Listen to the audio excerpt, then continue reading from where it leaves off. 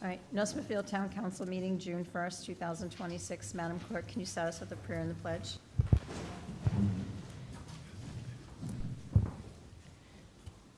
Thank you for bringing us together today in a spirit of generosity. May we honor one another by keeping an open mind. May we voice our truth and listen with an open heart. May we discern your will to unite in a fruitful outcome. I pledge allegiance to the flag of the United States of America and to the republic for which it stands, one nation, under God, indivisible, with liberty and justice for all.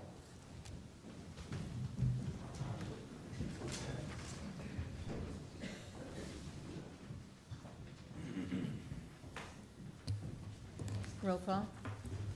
Mr. Biragad? Here. Mr. Christopherow? Here. Mrs. O'Hara? Yes. Mr. Punchak? Here. Ms. Alves? Here.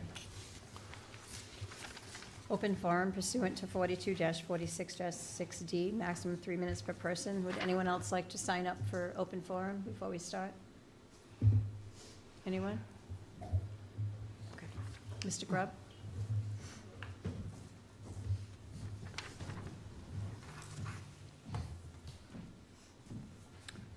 Sorry for that handwriting. My tremor's getting worse. I just had two things I wanted to point out tonight. I had a third, but I don't see it being necessary. One thing I noticed that you are finally getting a new member of the Conservation Commission. I just want to make sure the council is aware. That committee hasn't had a real meeting since August of 2023. That's pretty dysfunctional, and I hope whoever it is that you've nominated tonight will improve that and get the commission back on track. The other thing I wanted to mention is I know you have the results of the mediation with the quarry scheduled for executive session, and that's not to be brought up again until next meeting. But I also noticed you plan to authorize signing the renewal of the road use permit. I wanted to mention a couple of things. Back in February of 2025, when this started, it was there were some questions about the number of trucks that run on Pound Hill Road. I believe Mr. Christopherow, as part of her testimony, said up to 120 trucks per day. It was also mentioned during the Planning Commission meeting, up to 120 trucks per day. And there was a promise made by the quarry's attorney that they would get back and verify how many trucks per day. I never saw that. It's like it disappeared. If you're going to sign a road use permit, please consider whether there should be a maximum number of trucks per day. Secondly, I know citizens have complained that there have been deliveries off hours to the quarry. And the way the system works now, it's up to the citizen to complain to the police and then the police to get out there. Well, that's a cat and mouse game if there ever was one. By the time the police get there, if they come at all, it's way too late to address that specific instance. Also, I know for a fact that Mr. Richer called the police about some oil deliveries that were before 7 a.m. And the response from the police was, the oil deliveries don't count because they could be really delivering to private residences. Excuse me, Well, Mr. let's Grubb, define can that. you just finish up, please? Is it 3 minutes? Okay, I'm done. Thank you.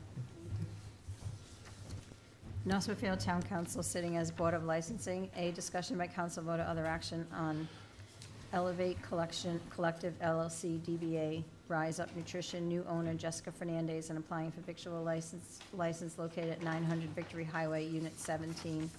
B, discussion by council vote or other action on Peddler Hawker license, DBA Fireworks, 0 Victory Highway. Is there anyone here from Rise Up Nutrition? Did you want to go up to the podium? Could you just state your name and your address? Jessica Fernandez. And what was the other question? I'm sorry. Your address? The address of the business is Your address. my address, 220 High Street, Apartment 1, Taunton, Massachusetts, 02780. So this is just a change of ownership? Correct. Madam Clerk, everything's in order. Anyone have any questions? Hours are staying the same?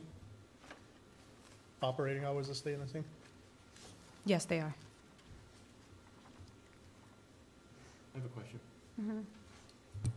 Could you tell us what, is an opportunity for you to do a little selling, so can you tell us what Rise Up Nutrition is? Rise Up Nutrition sells healthy meal replacement shakes as well as energizing teas. I'm We sorry, also- what? Healthy meal replacement shakes and Okay. energizing teas. And we also conduct wellness evaluations, helping people in the community through social media platforms as well as the Nutrition Club with their goals, whether it's weight loss, weight gain, muscle recovery. Okay, thank you. I'm sorry. Does anyone have any other questions? No. Anyone like to make a motion? Sure. I will make a motion to approve the business license for Elevate Collective LLC, doing business as Rise Up Nutrition at 900 Victory Highway, Unit 17. It's a motion, is there a second? Second. Any other discussion? Roll call, please. Mr. Biragad. Yes. Mr. Christopherow. Yes. Mrs. O'Hara. Yeah. Mr. Punchak. Yes, Ms. Alves. Yes, you're all set, thank Thank you. you. good luck. Thank you. Phantom Fireworks, is there anyone here for Phantom? Do you want to go up to the podium, please?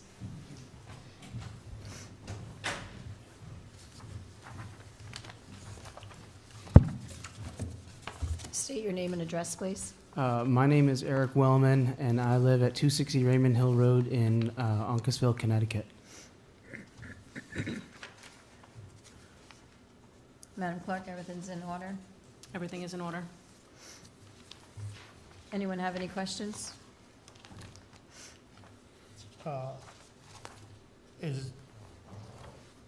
I don't see his name anywhere on this. I see John Russo, and I see Ohio address. Does that make sense? Your name was Eric, correct? Yeah, my name's Eric. John. So you're going to John- be operating, I would assume? I'm going to be managing. We just got an operator. Her name's Catherine. So- Catherine had a BCI check. She's all set. What's that? Catherine had the BCI check. She is all. So would that be the peddler hawker? So that's like, if there's an emergency there, somebody, like, will have a contact information? Right, we're not calling Ohio, and we're probably Oh, not yeah, gonna you- call John Russo. You would call me. I'm managing the area, so you would have 2 points of contact plus even my boss, John. I guess, If you, I can if put there's a my. piece of paper behind the scenes that has that information, you know, but it seems to me that that information should have been on here. I didn't know. What is your name again, sir? My name's Eric Wellman. Okay. It's ARIC. And I can give you my phone number too. Okay. I'm sorry, I didn't know who was Well, attending. Tammy, would he be the person using the license? Sounds like he's- the, whatever. I was in contact with Robert Fulter. Okay, only because it says TBD under name of person using license, so it sounds like maybe your name should have been listed since you're operating it? I'm not operating it, it would be Catherine Casto. Okay, then Catherine's name should be there? Yeah. Okay.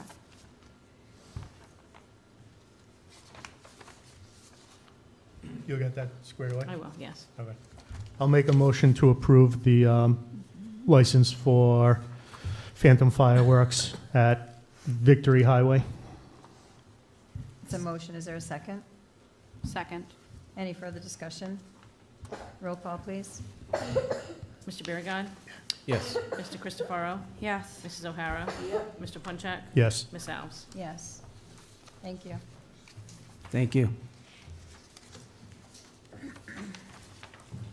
Discussion by council vote other action on solicitation license renewal by Anderson. Is there anyone here for that license? My name's Joshua Kelly, Director over at Renewal by Anderson, here for Hernan Avila, who was filling out the process to solicit in North Smithfield.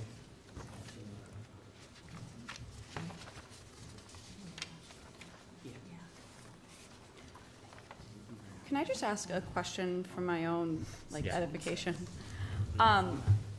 Of the doors that you knock on, how many actually pursue windows with Renewal by Anderson? Purchase windows, so what we do is just, we solicit for free window and door replacement, basically a free in-home visit. So whether people buy from us or not.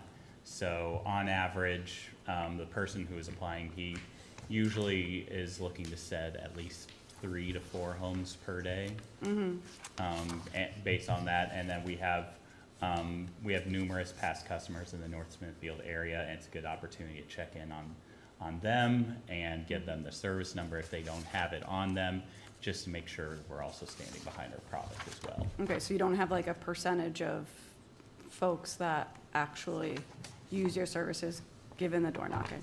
Like the turnover, I guess. The turnover, no, I don't have the amount, just because we're more so just focused on the in-home visit part of it, and then a project consultant stops by at the home Okay.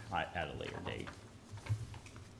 Does the person go into the door, have a picture, ID and stuff? Yep, he is, make sure to be logoed out, have an ID, and we always prefer permits that are wearable, just so they can show it when they're at the door. They're instructed to knock on the door and take plenty of spaces back to give homeowners the space, whether they decide to answer the door or not. They're instructed to never enter the home. Madam Clerk, everything's in order. Everything is in order. Anyone have any other questions? Just one. Somebody came to my house Oh, yeah. last year. You guys, I don't begrudge anybody trying to make a living, but you gotta take no for an answer. I tried to say no like a dozen times, and come, Dozen keep times. coming. You gotta take no for an answer and move on. Yep, no, I Yeah. definitely understand that. No, they're instructed to basically ask about the windows, ask about the doors, and then be done. Yeah. Yeah. All right. They find them a little pushy. No, I definitely understand. You can also list my contact information in case anyone from the town has any issues. Also, I can provide my email address as well. All right. Thank you. Yeah, thank you. Brad, do you say you have a question? I'm not for this. I hope you realize this. I know you have to make a living, Mhm. but I'm not for any type of door-to-door soliciting. Most of the time, they're not from the area, and then when something's wrong, you're stuck. For me, I'm stuck with a $92,000 roof that's good forever, if you can catch them. And I'm still working on it. I'm sorry that was your experience. Yeah, our office is based at Smithfield, Rhode Island. Everyone who works for us lives in the area. And yeah, everything that's purchased is shipped to our warehouse over at 10 Reservoir Road in Smithfield, Rhode Island, about 15-minute drive from here. Anyone have any other questions? Anyone like to make a motion? I will make a motion to approve the solicitation license for Hernan Avila of Renewal by Anderson. It's a motion. Is there a second? Second. Any other discussion? Roll call, please. Mr. Biragad. Yes. Mr. Christopherow. Yes. Mrs. O'Hara. No, Mr. Punchak. Yes. Ms. Alves. Yes. Thank you. Thank you. Discussion by council vote or other action on HT Auto LLC licensing requirements. Mr. Gibbs and Mr. Cote. There is no update. We're following up for the conversation at last meeting and executive session.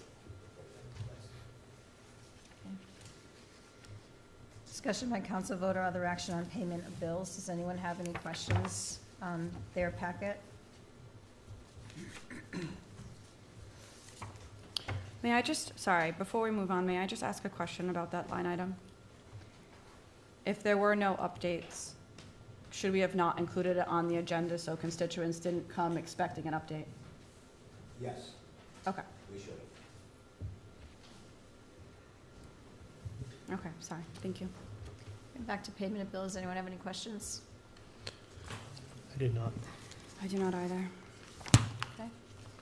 Anyone like to make a motion if there's no questions? I will make a motion to approve payment of bills for June 1st, 2026 in the amount of $175,427.35.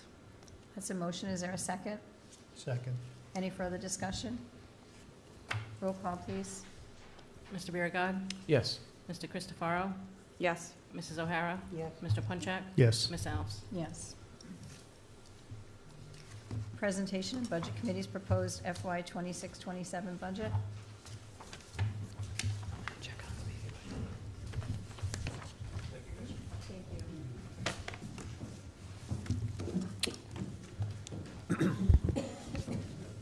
Hi, everyone.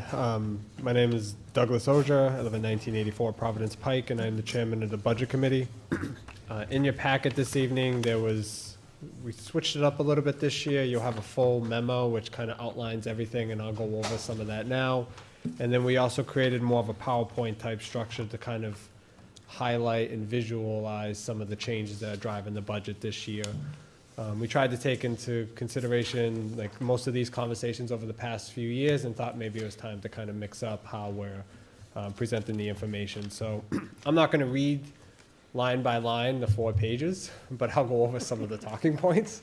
Essentially, this year's general fund budget is up to $57.05 million. It's an increase of about 3% or $1.7 million from last year. The net proposed increase in the property tax levy is 2.61%, which is well below the 4% cap. And the committee's budget proposal is roughly $631,000 below the administration's recommendation. And that reflects a series of specific deliberate choices rather than just straight across-the-board cuts. This year's budget is shaped by 3 pressures that the council should know up front and understand. The newly approved police station renovation bond is in its first year of payments, contractual personnel obligations across public safety and a school, state aid reduction that, while modest in dollar terms, doesn't help the town much in terms of funding.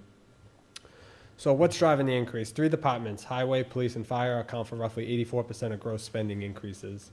Highway increased by $955,000, and there's 2 line items that account for most of this increase. One, you'll notice that the budget now distinguishes between road repaving and road repair. Road repaving is larger resurfacing projects, mostly capital projects, if you want to think of it like that, and road repair, which is the ongoing maintenance work that stays within the operating budget. This change was really driven by the finance department and how these are classified, and part of that new capital transfer line policy that Tony's working on. You'll also notice that in FY27, we also added $610,000 for heavy equipment, and that's a 3/4 ton pickup with a plow, drainage improvements, and a dump truck. The rest is personnel and benefits there. Police is an increase of $642,000. This is driven by the contract signed last year and is locked in increased wages, longevity, and pension obligations. There's not much wiggle room. Fire was an increase of $480,000. Again, a lot of this is driven through contractual obligations. You'll notice the firefighters, the 2 Phase 4 firefighters hired mid FY26, they're now fully online. And the committee also funded 1 floater position at half a year. The fire department has requested 2, but the committee approved 1 to allow the department to kind of prove out the concept and to show how that model will work going forward. The police station bond, voters approved the bond up to $9 million, which we all know. The annual debt service is approximately $910,000. The committee and the administration both recommended covering this payment from the town's reserve rather than from the property tax levy. Without the draw from reserves, the levy increase would be roughly 5% rather than the 2.61%. And the committee felt that while this is one-year decision presented in the FY27 budget, it should be studied further to see how future debt service will be funded, and that conversation shouldn't wait until the next budget cycle, but should start now. So the next section really gets into where we differed from the administration. So the committee's proposal is $631,000 below, which I just said. The largest difference relates to the Parks and Recreation capital, which is about $575,000. The committee supports both the Pacheco Park improvement and Scouters Hall renovation and supports using the fund balance for them. However, the committee's preference is to allocate that fund balance when projects are shovel-ready, when completed design, confirmed bids, and a procurement timeline is established rather than pre-committing funding now. The committee also added $200,000 back to the highway capital for a heavy equipment purchase and additional drainage. And for the police, which was 137 below the administration, the committee held academy recruit pay at status quo rather than approving an increase to the union bottom step, trimmed overtime modestly, and removed station janitorial services for the building that is currently under renovation. For fire, 62,000 below the administration, the committee approved one of the two new floater positions that the fire department had requested, and they funded at a half a year. Other changes included staffing decisions, which, the committee declined to backfill the tax assessor, half a position, which was transitioned to finance, and declined a building and zoning request to convert a part-time to full-time position, and then also made roughly $37,000 in trims across legal, planning, town clerk, and other small departments. One of the biggest changes in the budget this year, and that you'll notice, is that the committee decided to raise the assumed tax collection rate from 98 to 98.5%. This is significant. It also goes into the levy calc as well. And the committee did not make this decision lightly. We essentially looked at the past few years in terms of what we were collecting and saw that that number was actually closer to 99, maybe a little bit higher than 99%, and felt it was time, after years of not raising it, to raise it. Essentially what that does is it allows the town to, it doesn't create the surplus that the town has seen year over year. And so in plain terms, for every $100 that the town bills in property tax, the budget will now assume $98.5 will be collected, with the remainder covering later uncollected accounts. The town's actual collection performance, like I just said, is 99% over the last few years, and so we felt that this was comfortable. The school department saw a decline in state aid this year so far, based on when we last met. Give me a second here, including capital and other town contributions. Yes, support schools is up to 412. State aid is down approximately 335,000, primarily because what happened was the town's property valuation went from a 90% in the calculation prior year down to 70%.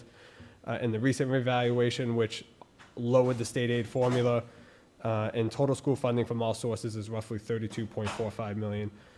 The committee supports a strong school system as a town-wide asset, and property values and residential demand and the ability to attract and retain working-age households are all tied to school performance. And the committee also flags that the district's deferred maintenance backlog, estimated between $5 and $20 million with roofs, and most immediate concern, and is recommending the school committee and the council jointly commission a facilities assessment in FY27 to weigh targeted repairs against the potential need for a longer-term bond. Water and sewer, I won't get into much here. These are mostly paid, as you all know, through the rates, and spending increased to $125,000, and that the rate was looking to be increases from 10.52 to 13.01. Largely driven, this was because of $120,000 of new capital is dedicated to cleaning of the tank required for compliance of a statewide monitor water quality standard, and other water revenue sources are flat. So really going forward, the budget committee has recommended that in FY27, the council adopt or seriously consider capital scoring framework. The town does not currently have a written framework for prioritizing capital requests. This year's deliberations on Parks and Rec, Police, and Water each required judgment that a written framework would have made clearer. Cost benefit, public safety, deferred maintenance risk, grant leverage, and long-term operating costs should each factor into the decision-making. Material capital items should not reach the budget without completion of design, confirmed funding sources, and a procurement timeline. Reserve policy, this came up a lot. The town has run several surpluses for several years, and reserves comfortably exceed the required levels. A formal reserve policy covering minimum balance or modifying the minimum balance, permissible uses of the fund balance, and replenishment expectations should be adopted. Compensation study, I know this is something the budget committee has been asking for a few years. Non-union, non-stipend positions were just flatlined at 3% cost of living, but the committee also recommends a full market compensation study along the lines recently completed by the town of Lincoln, Out-of-cycle adjustments and turnover are riskier and more expensive than the cost of the study. Another area where we've noticed cost increasing is the software subscriptions. The town should complete a town-wide audit, specifically on cloud software usage, and see what we can do to offset that. One recommendation came from the town clerk's HeyGov subscription. We eliminated that after a no-cost alternative was demonstrated and accepted. The same review should be done across the board. So just in conclusion, I know I read more than I intended. The FY27 proposal reflects a line-by-line review. Essentially, as I said, the spending growth increased 3.07%, but the levy went up 2.61%. Again, if you have any questions, happy to answer them. And there's other members from the committee too, in case I missed anything. I'm sorry, what'd you say? There's other members from the committee here as well, in case I missed anything. Yep. Doug, the difference at Parks and Rec for $575,000 between you and the administrator, what does that $575,000 entail? So I think, correct me if I'm wrong, but I think ultimately it came down to there's a potential grant for Pacheco and Scouters in that area, and the committee felt just leave the money in the fund balance now. There's no need to allocate it up front. Essentially, it would do two things. One, by allocating it now, it gets added into the budget, even though it's not taxed against the levy. The committee felt it would be more prudent to wait until that kind of actually came to be, and then at that time, the council could make a recommendation to move that money at a later date. But that's really what it was. We felt that the project wasn't fully ready, so we shouldn't just dedicate the money in the hopes that a grant will come. Right, did I miss that? And Doug, clarifying question, compensation study. I know that we talked about this kind of ad nauseum last year, and Yep. it was our understanding that the compensation study would be complete for this budget season, so then we could determine the increase for salaries based on the compensation study. So are we saying that that has not been completed? That's an administration question, but no, it's not. Yeah. And why didn't we discuss that last budget season? Is your mic on? Sorry. Since the last budget process, we've had several Zoom calls with various companies that offer that kind of service, which is one of the things that when we are looking at the contingency fund, which the budget committee wants to eliminate, that contingency fund, in our opinion, gave us the ability to approach things like that. So we have not yet identified that because we need to really approach the council in terms of what they agree with, but it's not a cheap thing to do. And although Lincoln's done something and supposedly Portsmouth did something, when we actually looked at what Portsmouth did, it was far less than what we need to do.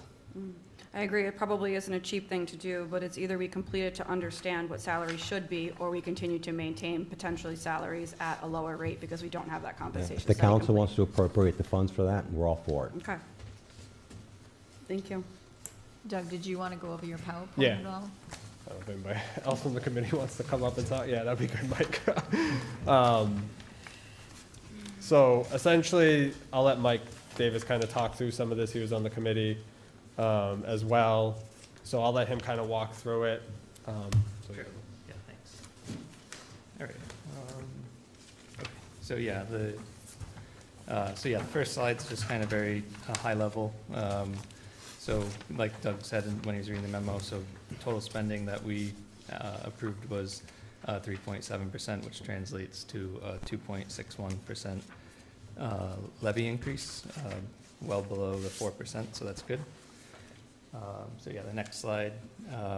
So the total spending increase for next year, we have at 1.7 million, say. And then also what shows up as an increase on the town and school side is a decrease in state funding. So basically the town or the schools has to make that. As of the last time we met with them, it was a $225,000 cut. So then what's decreasing, the levy would be if we take the payment, the principal and interest from the police bond out of the reserve instead of putting it onto the levy. So that saves $909,000 for this year. And then, just other general revenue increasing by $51,000, which nets you a $962,000 levy increase. So, so yeah, so as Doug said, yeah, the top three departments account for 84% of the increase, so that's highway, police, and fire. Yeah, I'm not sure if there's anything in particular here that is called out, I should say. Yeah, so like we said, the police is going up drastically because of the new contract is kicking in this first year with those, you know, catch-ups plus the salary increases. Fire goes up by a lot just because of the new positions we've already committed to, plus the new floater. And then, yeah, the other stuff is kind of just standard. All right. So yeah, so the next three slides, they look a little bit deeper into highway, so I just highlighted that, so I'll go quickly. So, you know, when you guys start looking at the budget, you'll see that there's a big line item for capital transfer that wouldn't have been there before. So the first two lines equal what you'll see in capital. So yeah, so road repaving is just reclassified into capital instead of general fund, operating budget, just so that way money can be reserved with the new finance department's policies. Yeah, then there's a cost savings from streetlights projected, so that's good. And then, yeah, we approved the, you know, equipment, drainage, and dump truck, so. I love that. 120,000 in savings. Yeah, it's in the budget, so there you go. All right, so then police, yeah, so you'll see of the 642,000, you know, 290 plus pension, health insurance, and stipends. That all we can't, there's no flexibility in that because that's just contractual. There's a little, I guess, flexibility in the salaries because we added, what did we add? 2 new police officers, a transfer, and a academy recruit. So, but I think the police department was asking for even more than that. So, so yeah, there's limited flexibility in those numbers. And Mike, can I ask a clarifying Sure. question? The other net, is that in relation to the contract, or is that just other budget requests? I think it's probably outside of the contract. Outside of the Yeah, contract? yeah. Okay. So, Thank when you. you guys get into the Excel, you'll see all Okay. the line by line. All right, I think that's about it. So then for fire, yeah, so again, you know, the contractual increase. So phase 4 is what was implemented last year. That's you guys had approved 2 new firefighters each year. So the first year, we always only fund half of it. So then the second year, you have to fund the full salary. So it shows up as like another $117,000 on top of the half salary that was approved last year. And then a new floater position, as DJ mentioned also, which this year we would fund half, and next year we'd fund the whole thing. And that floater position was being added so to help with overtime. If, you know, a firefighter has to go out on leave, then there's minimum manning. You don't have to, in theory, you don't have to pay time and a half for that. That was what the chief had told us. Excuse me, Mike, on Yep. the floater position, is that above and beyond those extra? Right. Yeah, so that would be outside of the phase 4. So the department asked for 2, we reduced it to 1. But yeah, it's not part of what you got, the council had already. And it's a full-time position? Full-time, yep. Yep, and then I think software and licenses is new, if I remember right, used to be funded by, was it the town or the EMS? Okay, yeah, so that's a new, like, something the town's absorbing. And then, yeah, then equipment and maintenance and repairs going up slightly, but we know those costs have been very expensive. So, so that's the top 3 accounts. So yeah, so this slide is basically showing you how the budget has grown over the last few years. So what we did is we separated out the you know, town-controlled money plus state aid. So, you know, last year you'll see a 4.37% budget increase. That's mainly because of the 1.75 million increase in state aid that the school department gave.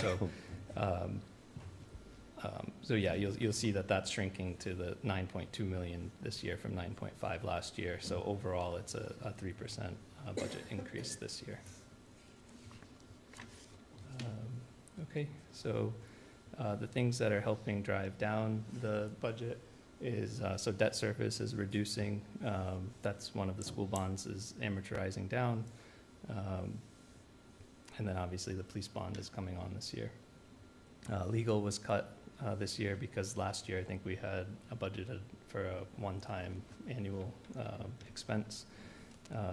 And then, yeah, DPW saw small increases.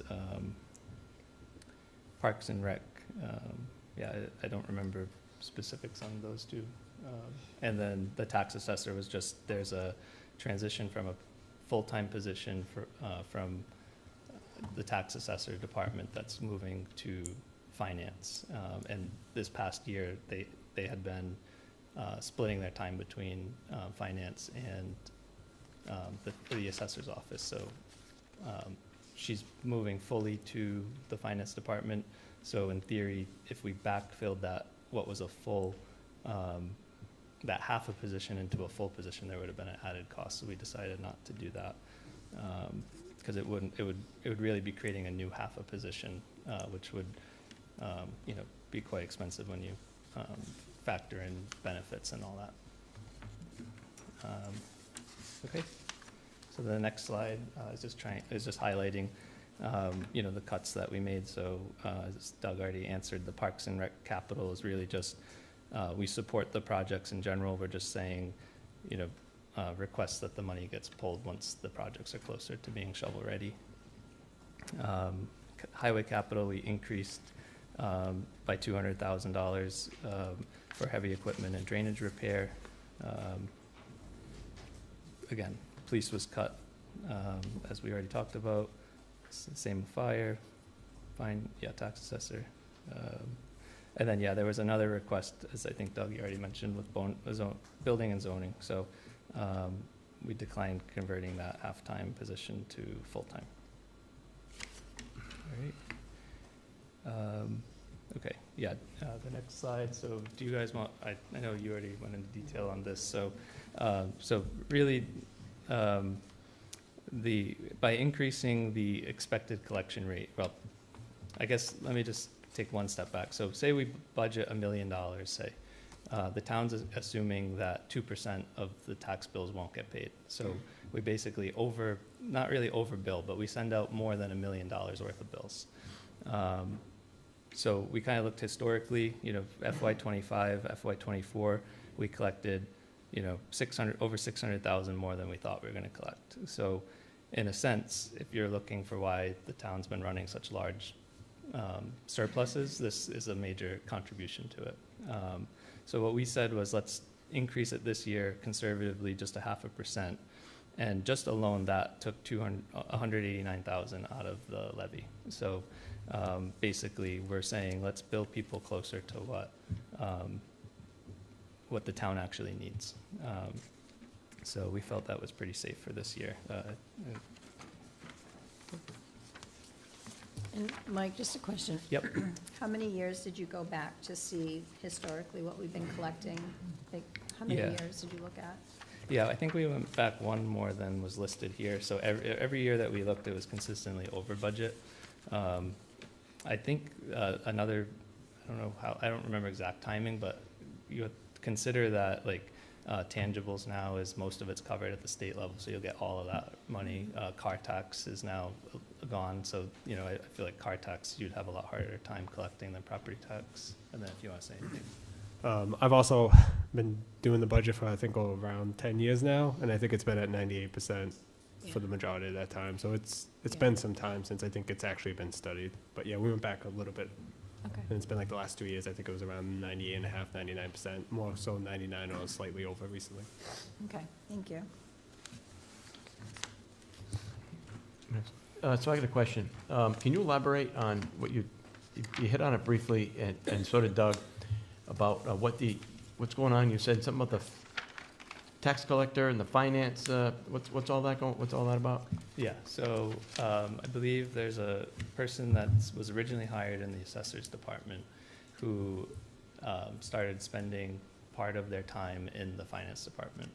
And this year, they're being converted fully from 50/50 to full-time finance. And then, so that's basically creating a new salaried position in the finance department. So, which will leave, compared to last year, a half role missing in the assessor's office. So if we were to, basically create, give a backfill to the assessor's office, it would be a full-time position with salary and benefits and stuff like that. So there'd be quite a big cost to backfill that position. So instead of creating a new one, we're just transferring it fully from assessor to finance. So that person will still be able to move into finance? Yes. Okay. Yeah, so no one would lose their job or anything. Councilman, if I can jump in, because the budget committee is not fully aware of the operational strategies we have internally. There are some real reasons why we're making that move, just as there are some real reasons why we're making the proposed move in the zoning. And we can get into that in detail when we start having an open conversation about the budget. This is obviously the budget committee's opportunity. Okay. All right. Yeah, so then, so the next slide is just kind of showing you the revenue of where the town gets all its revenue. So you'll see the majority of it is property taxes, so about 2/3. The next biggest bucket is state aid at about 16 million, and then just very small amounts from fines, other minor school fundings, and then so then this year, because we proposed to pay for the first year principal and interest of the bond, that would show up as $1 million of the spending comes from the reserves for the police bond, and then just side agreements we have for tangibles and payment in lieu of taxes. Mike, if we didn't do that, would that send us over the 4%? Yeah, this slide says, if you scroll up a little, the levy basically would increase by an additional 2.5%. Okay. So, you'd get to 5.1. Can I just chime in? Yep. I know that was asked of the committee to really look at, and I know for years, this is going to be a tight budget. There's not a lot of wiggle room. There's a lot of contractual obligations that are hitting all at once. There's a lot of projects that still need to be done. I welcome, when the administrator said, having conversations in public, I welcome that. There's going to be a lot of tough decisions that are going to have to be made. There's a lot of work still at the schools that have to be done. So I think at some point there needs to be some planning done here in terms of how we're going to, as a collective, budget all these things, because there's not a lot of wiggle room in this budget, and that is a concern, is that this could very easily go over the 4% mandate.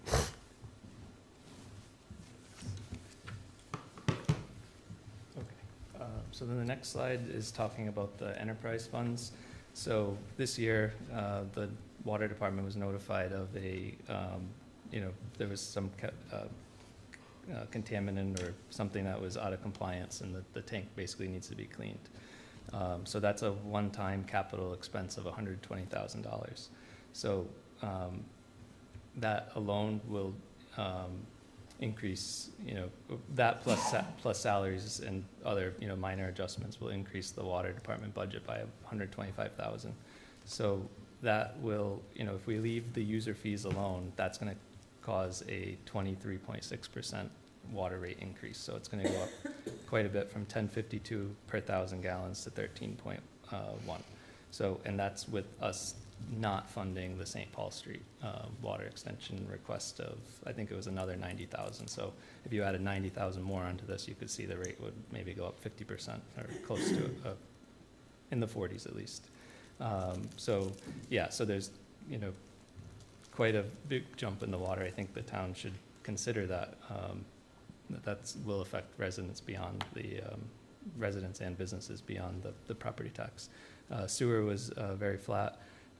So the budget was basically flat, and then because there's a few more units, the rate will go down 2.5%.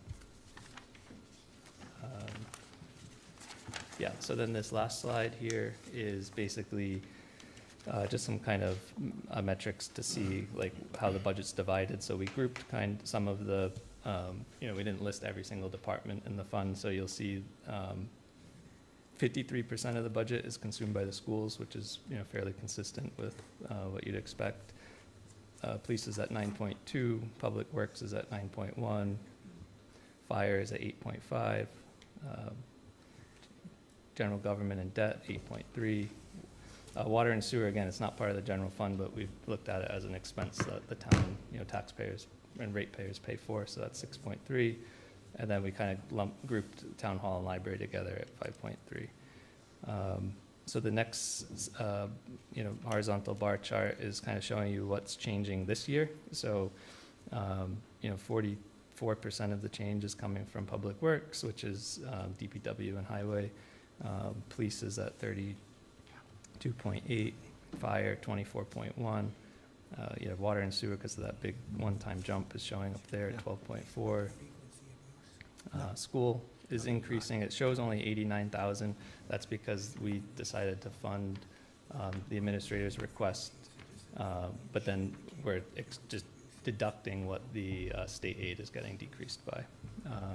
The library is going up just modestly, and then the debt service that we talked about is coming down from the amortization of one of the other bonds. So that's it. So I don't know if you have any more questions. This was hugely helpful. Okay, I'm great. sure it wasn't just helpful for us, but for the public to see. It was Sure. very user-friendly Okay, good. Yeah. and very self-explanatory, so thank you so much. Okay, great. Thank you. Thank you. Will we post that presentation publicly? Sure. Okay. Is that it? Thank you so much. Thanks, Thank Doug. you. Yeah, Thank you, I Mike. think- Thank you, Joey, and thank you, Ryan, and Kevin, who's not here. Thank And you. I think Kim, I think we're planning on being around on the 15th, so during the public hearing, if there's questions or when the public hearing is, we can help answer at that time too. Thank you. Welcome.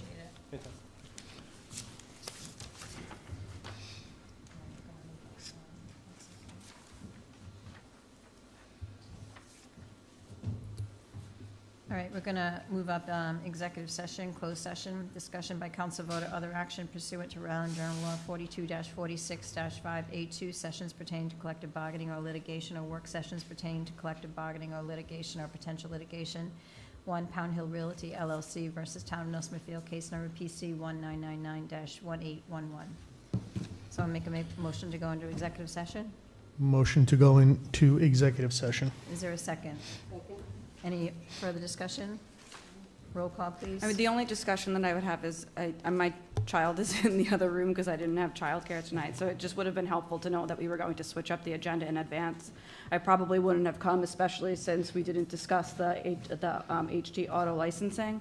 And then there are items that I would have liked to have been a part of. So I am going to obviously recuse myself from executive session and then open discussion on this specific topic. So with that being said, I'll probably just leave so I can take my infant home. Okay? All right, so we have a motion and a second. Roll call, please. Mr. Biragad? Mr. Christopher? Why are we doing this? What? No, why are we, Going into executive session? yeah, why are we going into that now instead of doing? Because we have people here, lawyers and, Oh, okay. and Mr. Carullo, and, yeah. So roll call, Okay, please. Mr. Biragad? Yes. Mr. Christopher? Am I able to vote on this? No. Recuse.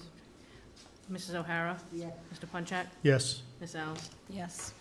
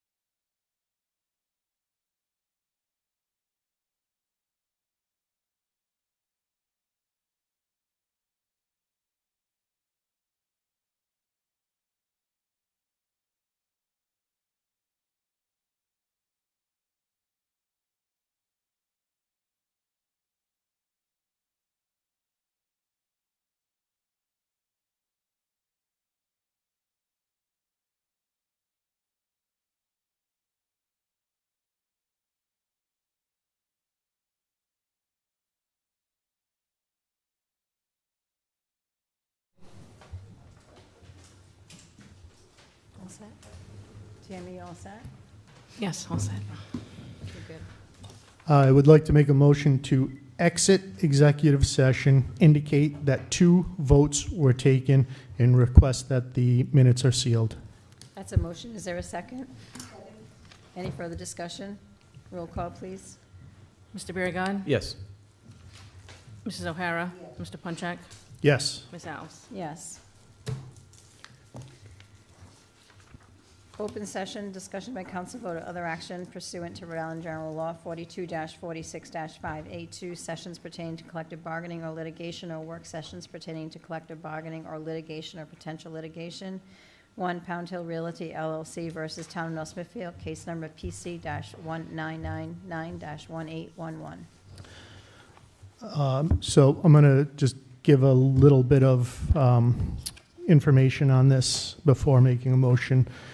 The MOU, as it was previously presented to us, has been updated with our comments and is going to be sent back to Material Sand for a response. We are requesting a response from Material Sand by Friday. And with that being said, I am going to make a motion to have a meeting next Monday, June 8th, at the same time, to receive that response and also make the MOU public at that time. That's a motion. Is there a second? Any further discussion? Roll call, please. Mr. Biragad. Yes. Mrs. O'Hara. Mr. Punchak. Yes. Ms. Alves. Yes.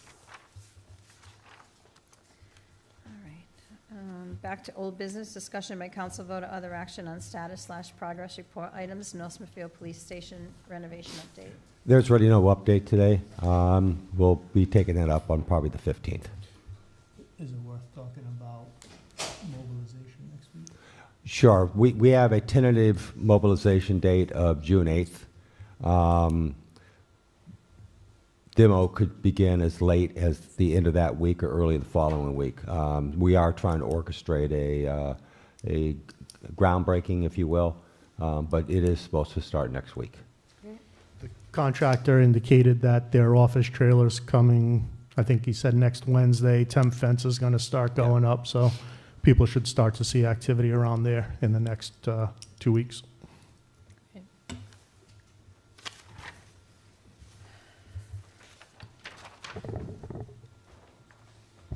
Discussion by council vote or other action on Pacheco Park Recreational Grant Agreement, Mr. Gibbs, resolution, I'm sorry. Sure. In your package is the grant agreement relative to the $500,000 grant we received from the Department of Environmental Management. So I'm asking for authorization for the administrator to sign that grant agreement. It's good news. Yep. Anyone like to make a motion? Well, can I just make a comment real quick? I was out at a local establishment, and 2 young mothers came up to me, and they said, they made a great suggestion. They said, there should be a fence around the playground. Not a tennis fence, but maybe it's even something that's like waist-high for adults.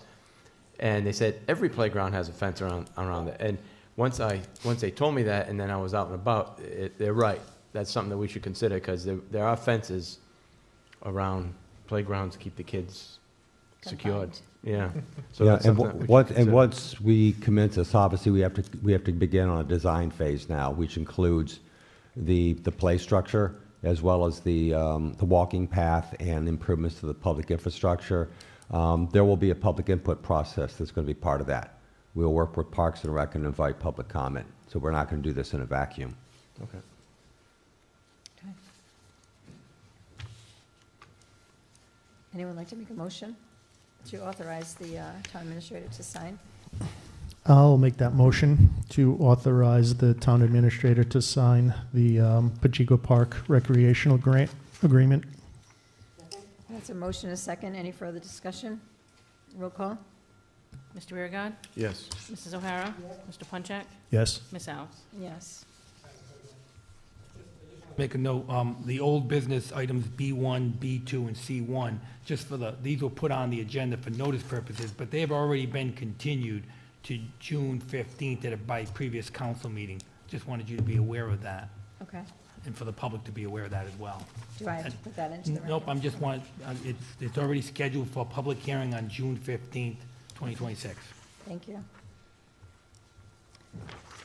New business discussion by council vote or other action on road access permit, material, sand and stone co-op. Mr. Gibbs? In your package is the road access permit, which is consistent with what was approved last year. What I'm asking for, again, there is no changes in the previous approved road access permit. We've kept the surety level at the same level of $150,000. That was based upon the investigation by the Public Works Department on road conditions. And of course, we also received input from the police department that's required under the ordinance. This is for a one-year agreement, which actually has already started, but we haven't signed this yet. And they've already given us the bond that's in effect right now. So what I'm asking for is authorization to, one, accept the $150,000 surety, and two, to authorize the town council president to sign the road access permit along with the administrator.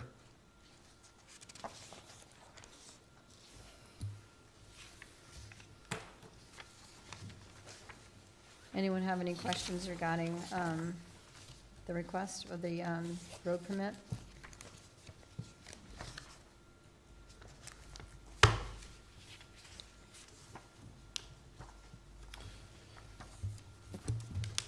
Just FYI, if we do approve this, we can't sign this one because there's a misspelling with my name.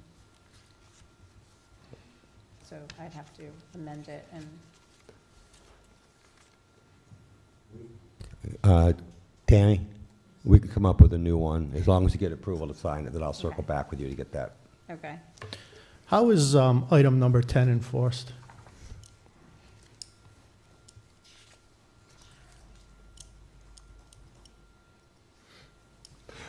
Don't know. It's something that we put in there because we were having experiences with some drivers who weren't following the rules. So effectively, we approached Material and asked them to please provide this information, this document, to the drivers.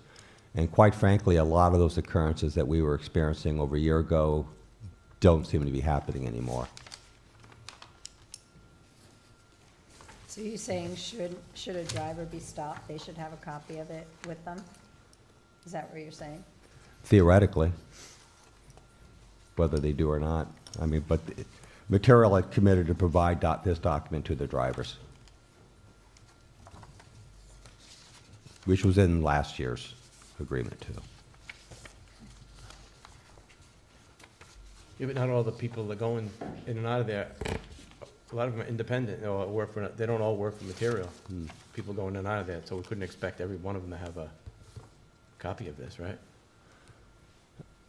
If you go onto a construction site, you've been provided all of the safety regulations and things like that, so it's... Yeah, but they wouldn't have a copy of the road use permit.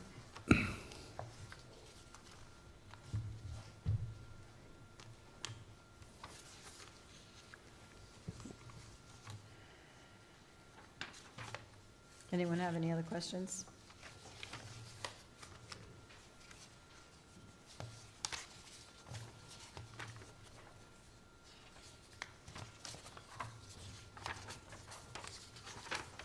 Anyone like to make a motion? I'll make the motion. I'll make a motion to authorize the town council president to co-sign with the town administrator for the road use permit. I'll second. I'm sorry. Also, authorize the town council to approve the $150,000 surety bond. Should that be two separate motions or one? Okay, it's one.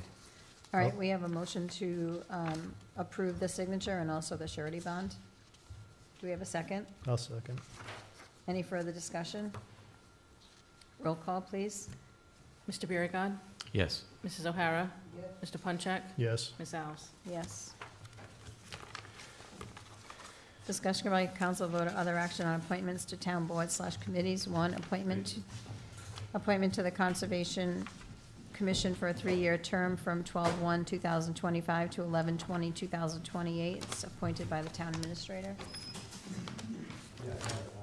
I would like to appoint Alessandra Michaela Triossi to the position of member on the Conservation Commission.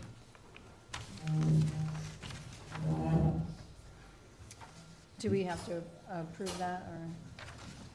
Brian? No. I'm sorry. You don't need our approval, right? No, it's an administrator's appointment, but I do want to reference a comment that was made during the public comment regarding the Conservation Commission. I had coffee with one of the new members of the Conservation Commission, was extremely excited about a renewed energy and a desire to become extremely more active as a commission, so I'm really excited about that. Do they have a quorum? They do now. Okay. They have 3. Do we know who's not showing up? I don't have the names in front of me, but I sent an email to all members on the commission and basically said, if you are not attending the commission meeting, I need you to respond back to me that you no longer want to serve on that commission. So if we don't, I have gotten response from nobody at this point. We really need to explore the formal process in which somebody is removed from a commission, but when they're not even returning emails, and one of the current members previously, before I reached out, also was reaching out, trying to get a quorum together, trying to get people attending, and no one was responding to his emails. Well, there is a process that if somebody misses 3, right? 3 meetings, that they can be removed. I mean, it's unusual that somebody would be removed for just 3 meetings over the course of a year, but if the Right. committee only meets every other month or whatever. If at all. If at all, right. Yeah. So 3 meetings, and there is grounds for removal. But who removes? Council. The council, or all members of the commission are appointed by the town The administrator? head of the commission or committee is supposed to say that to the council. Okay. And the council will remove them, correct? Yep. They'll have their first organizational meeting where they'll have a quorum, and I'll make sure that they're instructed to do that. Yeah, Okay. thank you. 2, appointment to the planning board for a 5-year term for 12/1/2023 to 11/30/2028, appointed by the town council. So this is the one that we had a question about, does first alternate move up, and did we get an answer to that? Yeah, there's no requirement to do it either way, but historically, the council was always moving up an alternate to full membership. But there's no requirement to do it one way or the other. That's the legal answer. I thought the intent was to give the first alternate the offer of first refusal. Well, I think that we checked it, there was no application in.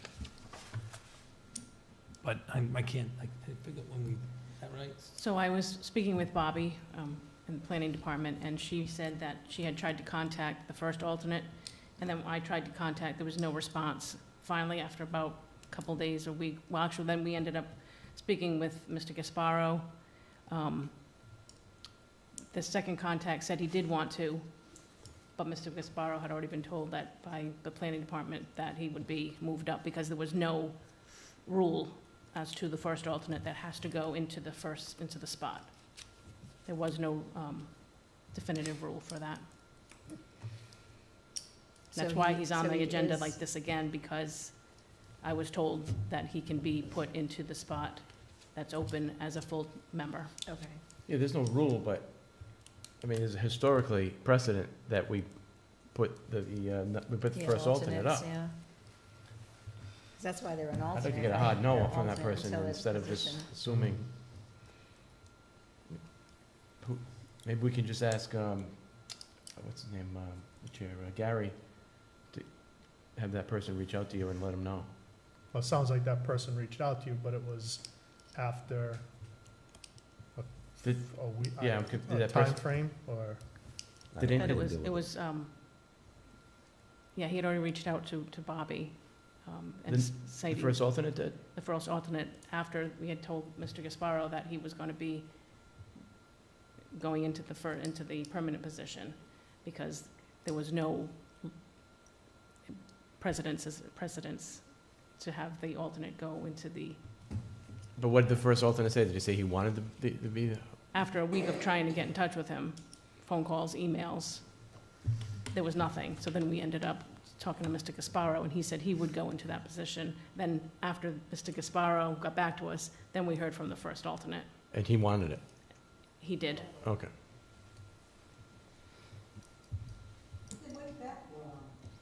I mean, if we tried to reach out to them and they didn't respond to us, we need to move along, right? I just wanted to get this on the agenda. That's why I was trying to rush Bobby and to get, she was helping me trying to get in touch with two people. I mean, with, I can't remember his name, I'm sorry, the first alternate. I don't know either one of them, but I would say that there could be 1,000 reasons why somebody's having a difficult time getting back to you, and I think it's theirs to turn down. That's my opinion.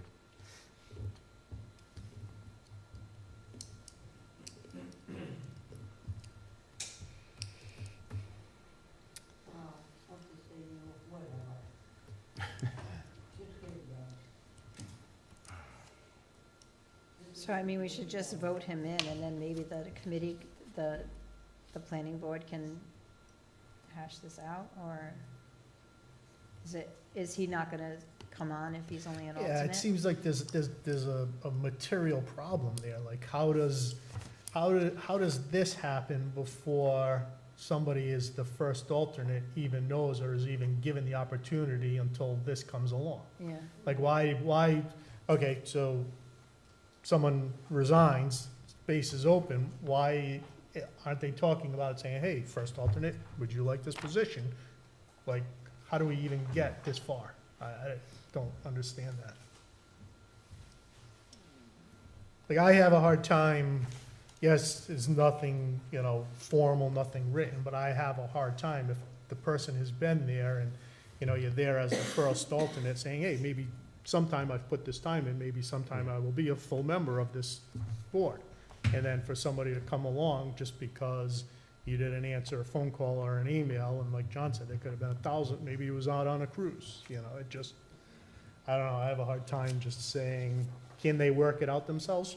I would hope so, they're all adults, as far as I know, but. Or, if you give us the name of the first alternate, we can make a motion right now to move them up.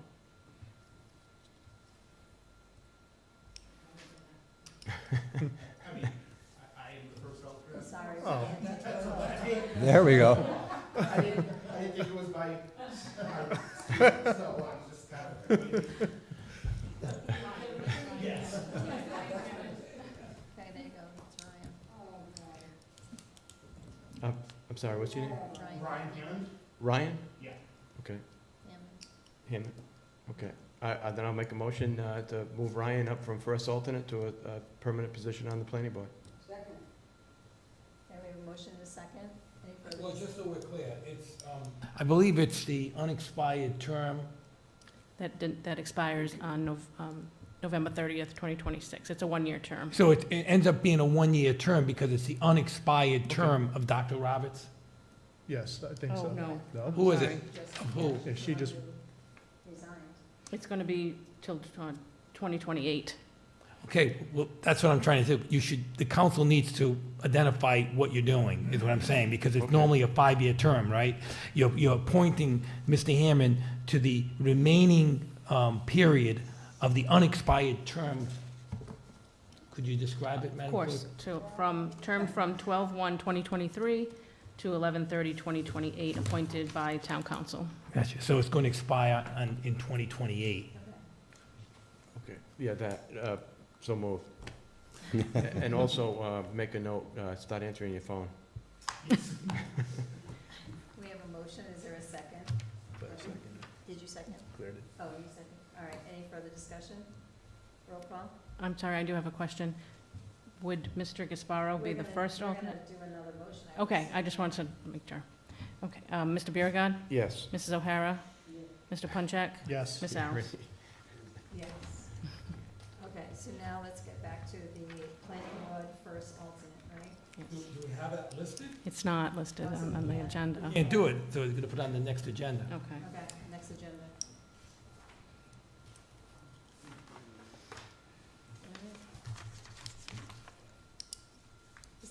council vote or other action on transfer request from town council reservations. Mr. St. Ange? This is just to cover some of the overages in the department.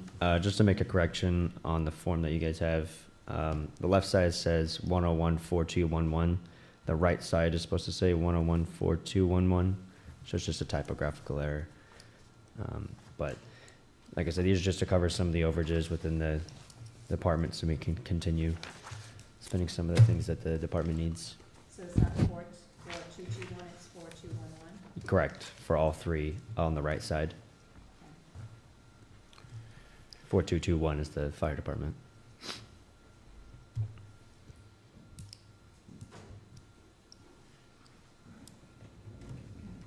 Anyone like to make a motion to approve the transfers for the North Smithfield Police Department? I'll make that motion. We have a motion and a second. Any further discussion? Roll call, please. Mr. Biragad. Yes. Mrs. O'Hara. Mr. Punchak. Yes. Ms. Els. Yes.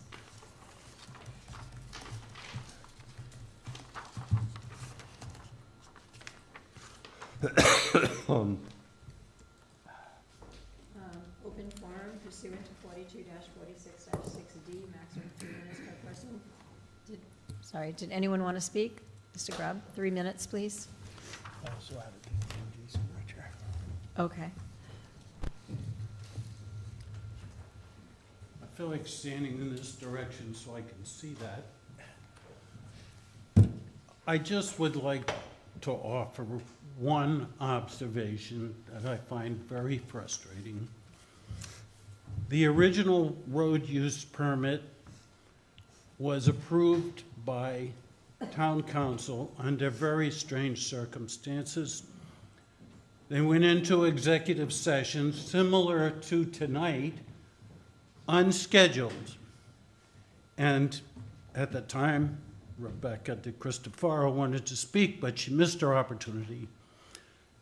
And the explanation that Ms. Alves presented was we had all these legal people here, so we had to move the executive session. All of a sudden, the same thing happens today. Now, I noticed those legal people weren't even in the session. They were standing around talking. But whether they were or not, we know when these people are going to come, and we should schedule accordingly. I wanted to speak on a couple of things and not hang around for executive session. But the schedule got flipped over.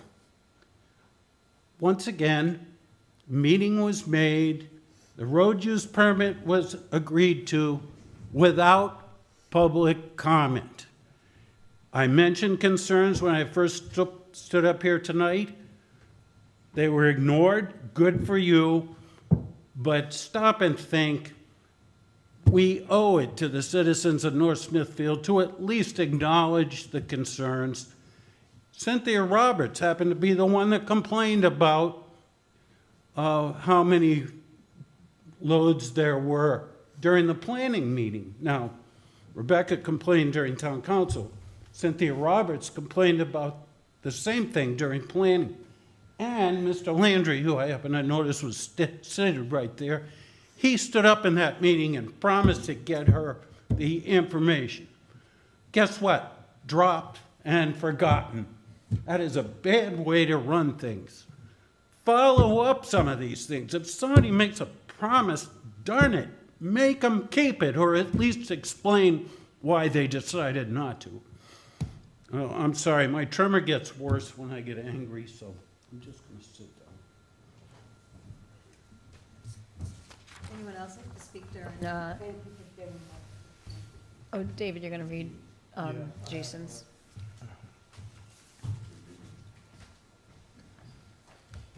I have a public statement for the record, North Smithfield Town Council meeting, June 1st, 2026, submitted by resident Jason Richer. Mr. President, members of the Town Council, fellow residents, on May 22nd, 2026, I filed 2 formal zoning enforcement complaints with zoning officer Leo Cote, town administrator Scott Gibbs, and town solicitor David Igliozzi. One addresses the illegal non-conforming use and unlawful expansion at the Pound Hill Quarry. The second addresses the main processing plant and 180 tons per hour asphalt plant at 618 Greenville Road. More than 3 weeks later, the town has given zero written response while both operations continue at full capacity. This silence is unacceptable and violates the town's own zoning ordinance, Chapter 340, Part 5, which requires the zoning officer to investigate written complaints. The core problem is clear. The quarry and main plant are non-conforming uses that were never properly grandfathered. The required certificate of zoning compliance after the 1979 earth removal ordinance was never obtained. The 2000 certificate ZC-00-4 issued by Bob Benoit on January 5th, 2000 declared the use pre-existing non-conforming but attached zero supporting documents. The town's own APRA responses confirm there are no valid certificates of zoning compliance for these lots. This operation also violates Section 340-2.1, which prohibits the enlargement or expansion of nonconforming uses and states it is the intent of the ordinance not to encourage their survival. The town has aggressively enforced these same rules against smaller businesses, yet continues to allow Material Sand and Stone Corp. To operate without a license and to expand. At the same time, the town has ignored years of documented tax assessment errors that provide a de facto subsidy to MSSC. The 2023 Superior Court summary judgment already gave the town clear permission to enforce its zoning and earth removal ordinances. Instead of enforcement, officials have chosen mediation and repeated delays on an overlay district designed to legalize the violations. Residents should not have to file complaints and wait months for basic enforcement. Taxpayers pay for officials whose job is to uphold the law, not to negotiate ways for a long, non-conforming business to prosper. I respectfully ask that the full written letter titled "Ways the Town of North Smithfield is Failing to Uphold Its Own Laws" be entered into the official record of this meeting. Thank you. Anyone else like to speak during open forum?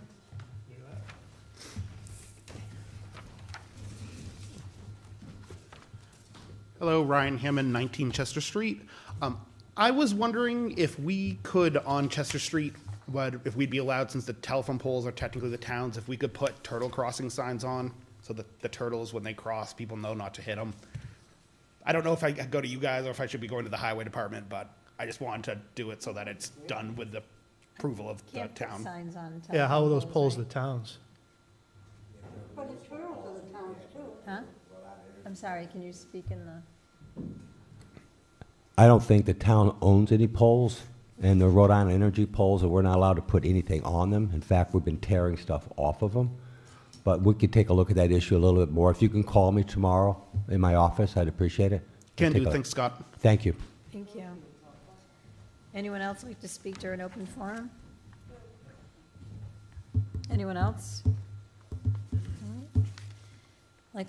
Anyone like to make a motion to adjourn? Motion to adjourn. All in favor, say aye. Aye.